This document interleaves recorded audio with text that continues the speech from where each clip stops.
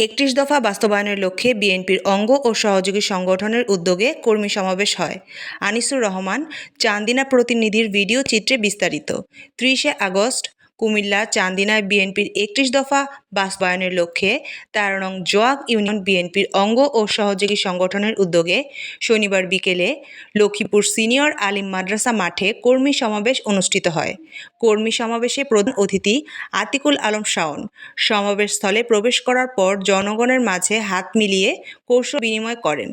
Union সভাপতি মাওলানা আবু তাহের ভূঁইয়া সভাপতিত্বে ও উপজেলা যুবদলের যুগ্ম আহ্বায়ক জসিমউদ্দিনের সঞ্চালনায় বক্তৃতা করেন।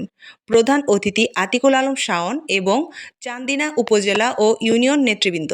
২৬ আগস্ট মঙ্গলবার অনুষ্ঠিত এই কর্মী সমাবেশে প্রধান অতিথি হিসেবে উপস্থিত ছিলেন চান্দিনা উপজেলা বিএনপির সভাপতি অ্যাডভোকেট আতিকুল আলম শাওন, বিশেষ অতিথি উপজেলা যুবদলের আহ্বায়ক মাওলানা আবুল খায়ের, ইউনিয়ন বিএনপির সাধারণ সম্পাদক গাজী মফিজ উদ্দিন, উত্তর জেলা ওলামা দলের আহ্বায়ক শাহ সুলতান মাহমুদ, চান্দিনা পৌর বিএনপির সভাপতি এবিএম সিরাজুল ইসলাম, উপজেলা ওলামা দলের সভাপতি ফয়েজউল্লাহ হেলালী, উপজেলা মৎস্যজীবী দলের আহ্বায়ক ফয়জুল সাত্তার, উপজেলা মহিলা দলের যুগ্ম সাধারণ সম্পাদিকা শাহিদা হক শিল্পী, উপজেলা ছাত্রদলের সভাপতি শরীফ খান, উপজেলা ছাত্রদলের সদস্য সচিব কাইয়ুম খান, ইউনিয়ন ছাত্রদলের সাধারণ সম্পাদক তাইজুল ইসলাম, ইউনিয়ন ছাত্রদলের সভাপতি প্রার্থী মঈনুদ্দিন আনিস, ইউনিয়ন যুবদল নেতা আলমগীর হোসেন, ইউনিয়ন যুবদলের সাধারণ সম্পাদক ইলিয়াস আলী সহ অন্যান্য নেতৃবৃন্দ।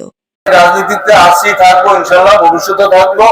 আর পরিশেষে আল্লাহ রাসূলের দোয়া যদি থাকে, চান্দিনা বিএনপি পরিবার দোয়া যদি থাকে, আগামী জাতীয় সংসদ নির্বাচনে আমি ইনশাআল্লাহ ধানের শীষ নিয়ে নির্বাচন করব।